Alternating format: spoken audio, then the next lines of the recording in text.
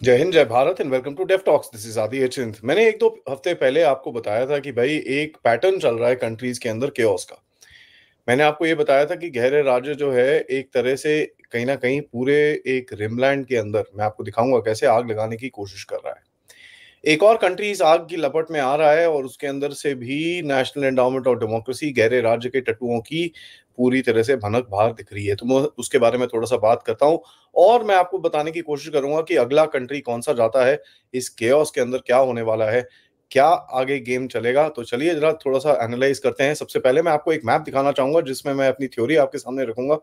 And कहीं ना कहीं ये मैंने पहले भी दिखाया है, but just for a little bit of a refresher. सबसे पहले अगर आप देखें, ये जो एक हार्टलैंड बोलते हैं, ये पूरा एरिया है, एक थ्योरी है जिसमें बोलते हैं कि अगर आप ये एरिया को कंट्रोल करना है तो आपको ये एरिया को पूरी तरह से कंट्रोल करना पड़ता है। ठीक है, हार्टलैंड के अंदर basically anybody who controls the heartland will rule the world का एक जो थ्योरी है, वहां पर उसको नीचे फेंकने की कोशिश की जा रही है। और कहीं ना कहीं ये चीज दिख रही है कि रशिया, ये जो पूरी वॉर हुई है, ये हुआ है वो हुआ है, उसके अंदर झटका तो लगा है उसको, लेकिन कहीं ना कहीं एक काफी स्ट्रांग पावर होके बाहर इमर्ज हुआ है। अगर उसको आपको कंट्रोल करना है तो आपको रशिया के बॉर्डर्स पे जितनी कंट्रीज हैं उसके अंदर आग लगानी पड़ेगी और अपने फ्रेंडली रेजीम्स लेके आनी पड़ेगी। तो कोई भी रशिया के साथ जो कोऑपरेट कोऑर्डिनेट करेगा उसके साथ ये एक्शंस होंगे। और आपने देखा ही है जिस तरह से भारत जब रशिया के साथ कुछ वेपन्स लेता है या तेल लेता है या ये लेता है या वो लेता है तो क्या क्या चीजें होती है। यहाँ पर एक और एंगल निकला है चाइना का, जहां पर चाइना के साथ को भी इसी इसी चीज में चेपा गया है कि भाई जिसके भी चाइना के साथ अच्छे रिलेशंस हैं वहां पर थोड़ा डिस्टेबलाइजेशन करनी बहुत जरूरी पड़ेगी। नाउ देखिए, अगर रशिया के आसपास ही अगर आप देखें, सबसे पहली वॉर हो रही है यूक्रेन के अंदर। There is a huge amount of tension here. और अगर नॉर्थ में जाके देखें तो ये दो कंट्रीज को ऑलरेडी नेटो के अंदर ये ले आए हैं यूक्रेन वॉर की आड़ के अंदर। ठीक है, तो रशिया और बेलारूस एक है, यहाँ पर पोलैंड को स्ट्रेंथन किया जा रहा है। तो ये पूरा अगर आप यहाँ से स्टार्ट करें, ये पूरा रिमलैंड को यहाँ पर ऑलरेडी टेंशन शुरू हो चुके हैं। ब्लैक सी के अंदर काफी टेंशन रहते हैं, ऑलरेडी रशियन फ्लीट के ऊपर काफी अटैक्स हुए हैं यहाँ पर। एंड टर्की एक एक कहीं ना कहीं एक टेढ़ा मेढ़ा गेम खेलने की कोशिश करता है यहाँ पर, जहां पर उसके उसके झगड़े ग्रीस के साथ भी हैं जो कभी भी उभर सकते हैं। नीचे चले यहाँ पर इसराइल में, तो आपको पता ही है क्या चल रहा है। आज सुबह की जो खबर आ रही है कि भाई हिजबुल्लाह ने लेबनान में से काफी जबरदस्त एक रॉकेट अटैक करा है और उन्होंने स्टेटमेंट दिया है कि साहब हम तो फुल ऑन वॉर स्टार्ट करने वाले हैं अभी। गल्फ ऑफ एडन, रेड सी, ये वाला एरिया और ये जो यमन वाला एरिया है, यहाँ पर आपको पता ही है सारा टाइम टेंशन रहती है। शिप्स के ऊपर अटैक्स हो रहे हैं डेली, लिटरली एवरी वीक एक ना एक चीज के ऊपर हो रहा है। और यहाँ पर एयर रेड्स वेयर रेड्स का सिलसिला चलता रहता है यमन के अंदर। इराक, ये वाला पूरा area as it is out है। ईरान, पाकिस्तान, अफगानिस्तान एरिया में बहुत यहाँ पर वैसे भी टेंशन रहती हैं। यहाँ से टेंशन इनको फेंकने की कोशिश करी भारत के जम्मू कश्मीर के एरिया के अंदर, जहां पर आपको एक फोर्स किया गया कि भाई आप भी जरा कुछ थोड़ी सी आग लगाए वहां पर, वो लगी नहीं। म्यांमार का आपको पता ही है काफी टाइम से ये चीज जल रही है और यहाँ पर भी इन्फिल्ट्रेशन काफी हद तक गहरे राज्य की, चर्च की और ये वो काफी इनके एलिमेंट्स की है। अगला इनका टारगेट रहा बांग्लादेश, जहां पर अभी आपको पता ही है क्या हुआ है। ठीक है, अभी आप देखें जो नेक्स्ट टारगेट आया है वो है इंडोनेशिया। यहां पर हो रहे हैं massive protest, massive anti government protest. तो बेसिकली ये जो एक गेम है ये इस तरफ आ चुका है। नाउ मैं आपको इंडोनेशिया के बारे में थोड़ा सा बताता हूं, उसके बाद मैप पे फिर से दोबारा आएंगे and then we will try and understand कि भाई किस तरफ दोबारा आगे जा रहा है। इंडोनेशिया में क्या है, देखिए इंडोनेशिया के आसपास साउथ ईस्ट एशिया में अगर आपको बताऊं, थाईलैंड में एक दो साल पहले बड़े जबरदस्त प्रोटेस्ट हुए, एंटी मोनार्की प्रोटेस्ट हुए थे। मलेशिया में जबरदस्त प्रोटेस्ट हुए सितंबर 2023 में। वियतनाम में यो जो नैरेटिव है ह्यूमन राइट्स का, ये वो शुरू हो चुका है। अगर आप चाइना का एंगल देखें, लाओस एंड कंबोडिया जो हैं वो बड़े मतलब पोटेंशियल हॉटस्पॉट्स हैं जहां पर कुछ ना कुछ गड़बड़ हो सकती है, क्योंकि इनका चाइना का वो है। बट इन एनी केस थोड़ा सा इंडोनेशिया पर बात करते हैं फिर आगे चलेंगे। जो इनके प्राइम मिनिस्टर हैं, उनको जोकोवी बोलते हैं, उन्होंने काफी हद तक, देखिए उनकी जो फॉरेन पॉलिसी है वो भी अपने आप को एक स्ट्रेटेजिकली इंडिपेंडेंट बोलते हैं। ठीक है, सुकार्नो जो इनके पुराने थे, जब नेहरू के टाइम पे जब इन लोगों ने नॉन अलाइंड मूवमेंट और ये सब बनाई थी, तो ये भी अपनी एक इंडिपेंडेंट फॉरेन पॉलिसी रखते हैं और प्रोटेक्टिंग इंडोनेशिया सोवरेनिटी की काफी बात करते हैं। तो ये बाहर से जितना भी इन्फ्लुएंस होता है उसके पीछे पड़ते हैं। देखिए चाइना से भी बात करते हैं, अमेरिका से भी बात करते हैं।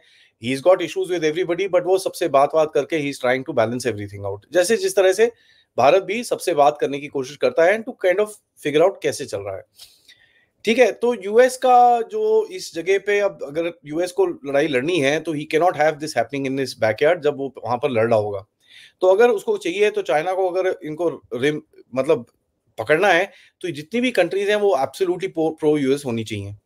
ठीक है, यहाँ पर आपको पता ही है भारत के पीछे भी पड़े रहते हैं कि साहब आप चाइना के साथ जंग लड़ लो, आप ये कर लो, आप वो कर लो, हम आपको ये दे देंगे, वो दे देंगे। ये कोवर्टली काफी चीजें यहाँ पर चलती हैं।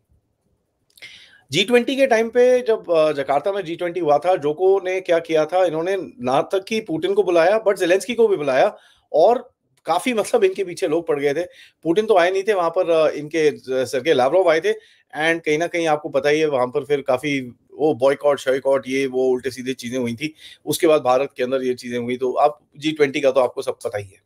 नाउ यहाँ पर भी कोर्ट के एक डिसीजन के चक्कर में एक कुछ हुआ है जहाँ पर गवर्नमेंट ने कुछ रूल चेंज करने की कोशिश करी है, जिसको एक इंटरप्रिटेशन दिया गया है कि भाई पॉलिटिक्स में काफी इंटरफेरेंस करने की कोशिश की जा रही है। तो पूरा एक वेव आया है प्रोटेस्ट का, जो गवर्नमेंट के ऊपर एक बहुत ही बुरी तरह से अटैक किया है। कोर्ट ने एक डिसीजन लिया कि साहब मिनिमम 20% रीजनल असेंबलीज में आपको रिप्रेजेंटेशन चाहिए, ताकि एक जो मिनिमम एज है कैंडिडेट की वो 30 ईयर्स है। यहाँ पर कहीं ना कहीं गवर्नमेंट का कुछ और एक था, नजरिया था। उसके अंदर कई लोग बोलते हैं जो को अपने बेटे को बिठाना था, अपने इसको बिठाना था, वो तो पॉलिटिक्स है यार, नेपोटिज्म तो हर जगह है ही है, whatever the case is. Now जैसे ये कोर्ट का डिसीजन खत्म हुआ, पार्लियामेंट ने कुछ चेंज करने की कोशिश करी और ठक से एकदम से प्रोटेस्ट आ गए। नाउ ये बड़ी इंटरेस्टिंग चीज होती है, मतलब लिटरली प्रोटेस्टर ऐसे करके वेट कर रहे होते हैं, अभी कुछ होगा तो हम पैक करके बाहर निकलेंगे। तो अभी देखिए एक रिपोर्ट लीक हुई थी मिंट प्रेस न्यूज में सितंबर 2023 में, जहां पर नेशनल एंडाउमेंट ऑफ डेमोक्रेसी के ने काफी बात करी थी कलर रेवोल्यूशन की इंडोनेशिया के अंदर। इंडोनेशिया में नेशनल एंडाउमेंट ऑफ डेमोक्रेसी के काफी लोग एक बेसिकली एक ऑफिस है उनका, जिसको बोलते हैं international Republican institute, if I am not wrong. 2023 अप्रैल में से वहां पर एक्टिविटीज इन लोगों ने काफी हद तक बढ़ा दी थी। ठीक है, और ये IRI जो इंटरनेशनल ये जो इंस्टीट्यूट है इनका, ये काफी हद तक एवरी वीक ये रिपोर्ट बैक भेज रहा था कि कौन सी पॉलिटिकल पार्टी किस जगह बैठी है, कौन सी NGO है, कौन सा सिविल सोसाइटी ऑर्गेनाइजेशन है, क्या है, ये है, वो है। और कहीं ना कहीं जितने भी 2024 के कैंडिडेट्स हैं, क्योंकि जोको साहब का टर्म खत्म हो गया है, legally he can not run for another term, तो अगले टर्म के जो कैंडिडेट्स हैं उनको ऑलरेडी ये लोग लपेटा मारना शुरू हो गए। उनकी काफी फोटो वोटोज तो काफी आई थी। तो इसको बोलते हैं इमर्जिंग लीडर्स प्रोग्राम, जिसके अंदर ये कहीं ना कहीं ये, और हमारे भी यहाँ से काफी लोग गए हुए हैं, आपको पता ही है मैं किन किन की बात कर रहा हूँ। तो इमर्जिंग लीडर्स प्रोग्राम के अंदर इन्होंने काफी लोगों को मतलब सेट शूट करने की कोशिश करी। देखिए उसके बाद एक एक एक इंसान, हैवान, शैतान, जो मर्जी बोल लीजिए, हैं कि एक टेड मीनहावर करके एक बंदे हैं, जैसे बांग्लादेश में जॉन डैनियलोविस है, यहाँ पर टेड मीनहावर करके बंदे हैं कि ये काफी हद तक गवर्नमेंट को जाके कंसर्न्स अपने बोल रहे हैं कि साहब आप ना ये मत करो, आप ना वो मत करो, आप ना ये मत करो, आप ना वो मत करो। यहाँ तक कि इन लोगों ने जाके ये लेबर यूनियंस और ट्रेड ट्रेड यूनियंस और काफी अदर पॉलिटिकल पार्टीज के साथ बैठ बूट के एक 17 अगस्त की डेट भी चूज कर ली थी कि साहब प्रोटेस्ट लॉन्च करने की बात करी है, और ये पूरा चीज रिपोर्ट इनकी लीक हुई थी। यहाँ पर इंडोनेशिया ने, जैसे भारत में भी देखिए कभी कभार ये जब चीजें होती हैं तो भारत की मिनिस्ट्री ऑफ एक्सटर्नल अफेयर्स की तरफ से भी एक आ जाता है, भैया please do not interfere in our elections and this and that. उसी तरह से इंडोनेशिया ने भी बोला था कि साहब हमारे इलेक्शंस और हमारी पॉलिटिक्स के अंदर आप इंटरफेयर मत ही करिए। अभी उसके बाद जो एक नैरेटिव चला है कि भाई एक जॉब क्रिएशन बिल है, ठीक है, वो जॉब क्रिएशन बिल के चलते इंडोनेशिया में प्रोटेस्ट चल रहे हैं, क्योंकि ये जो जॉब क्रिएशन बिल है ये बड़ा प्रो चाइना है। ठीक है, तो ये बड़ी इंटरेस्टिंग सी एक कहानी है, अगर आप देखेंगे किस तरह से ये जाती है। एंड यहाँ पर अगर आप देखेंगे कि यहाँ पूरी मतलब लिटरली आग लगी हुई है, जहां पर कल पार्लियामेंट में स्टॉर्म कर रहे थे, ये हो रहा था, वो हो रहा था, all sorts of tell sign जो बांग्लादेश में हुए वही एग्जैक्टली चल रहे हैं। तो मैं जरा अभी दोबारा आपको मैप पे लेके जाता हूं, ताकि हम थोड़ा देख सकें ये सिचुएशन कैसे आगे जाएगी। वो तो अभी टाइम ही बताएगा, because it's too early in the game to figure out क्या हो रहा है, लेकिन प्रेशर बहुत है गवर्नमेंट के ऊपर।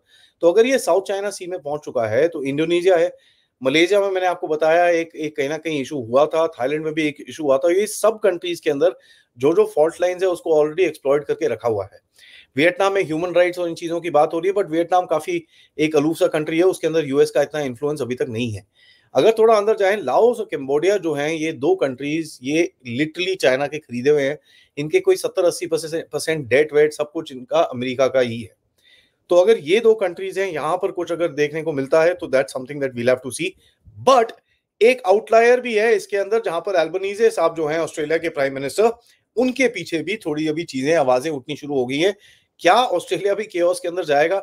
ये मुझे नहीं पता, क्योंकि ये अपने लोगों को छोड़ते नहीं है। आप देख ही रहे हैं यूके में क्या हो रहा है। मैं आपको फ्रांस के बारे में बताऊं कि फ्रांस का आप नया इलेक्शन हुआ था, बाय द वे वो जो नया इलेक्शन हुआ था वो अभी तक इंप्लीमेंट नहीं हुआ है, ठीक है, बिकॉज और जो रीजन दिया जा रहा है कि साहब अभी तक ना वो no no we don't think the government is very good, so you know we will not we will do something. पहले तो बोला था कि साहब यू नो ओलंपिक्स तक का नहीं, गवर्नमेंट नहीं चेंज करनी चाहिए हमको। अब बोलते नहीं नहीं, this new government is not very good, so we don't think we will go for it. और ये किसका डिसीजन है? कुछ फ्यू लोगों का फ्रांस के अंदर जो डिसाइड कर रहे हैं। ये चीज आप देख लीजिए किस तरह से गहरा राज्य गेम खेलता है। एंड यहाँ पर आपको सैंक्टिमनी और पूरे पूरे लेक्चर सुनाए जाते हैं भारत को ऑन डेमोक्रेसी। अपने देश में क्या हो रहा है इनको तो खुद पता नहीं है। ये सिचुएशन थोड़ी एक्सप्लोसिव रहेगी। इसके ऊपर थोड़ी नजर रखते रहेंगे। आज संडे का दिन है, संडे में मैं दोपहर से आपके लिए एक सोलो सेशन के लिए मिलूंगा। ज्यादातर हम बांग्लादेश की बात करेंगे। कुछ चीजें वहां पर हुई हैं और कुछ चीजें मेरे हाथ में आई हैं जो मैं थोड़ी एक्सपोज करना चाहता हूं, क्योंकि बांग्लादेश में एक नैरेटिव चल रहा है कि भाई हम हिंदुओं के खिलाफ कुछ नहीं कर रहे, ये सब फेक न्यूज है। तो मैं थोड़ा एविडेंस देना चाहूंगा। और रात को हम बात करेंगे राजा मुनीब साहब से, थोड़ा वेस्टर्न फ्रंट की तरफ भी थोड़ा खोल के देखें, क्योंकि भारत के चैलेंजेस दोनों तरफ से हैं। So we have to find out what's happening on the other front as well. ये वीडियो को लाइक जरूर करिएगा, सब्सक्राइब करिएगा चैनल को। Most importantly share this with your friends and families. और हाँ, एक्चुअली मेरे दिमाग से निकल गया, करीब 1 बजे रिनाउंड जर्नलिस्ट स्मिता देशमुख जी हमारे साथ आके बात करेंगी। भाई, हिंदुओं के साथ जो आजकल अत्याचार पूरी दुनिया में हो रहे हैं, उसके लिए तो एक ही शब्द हमको बोलना चाहिए कि जागो हिंदू भाई बहनों, जागो। कैसे जागना चाहिए हिंदुओं को, इसके बारे में स्मिता जी आज हमारे से बात करेंगे। एक छोटा सा शो है, जरूर देखिएगा। और आप लोग इस चैनल की तरफ कंट्रीब्यूट कर सकते हैं क्यूआर कोड या फिर पेपैल या फिर सुपर स्टिकर सुपर चैट्स के साथ। जय हिंद, जय भारत।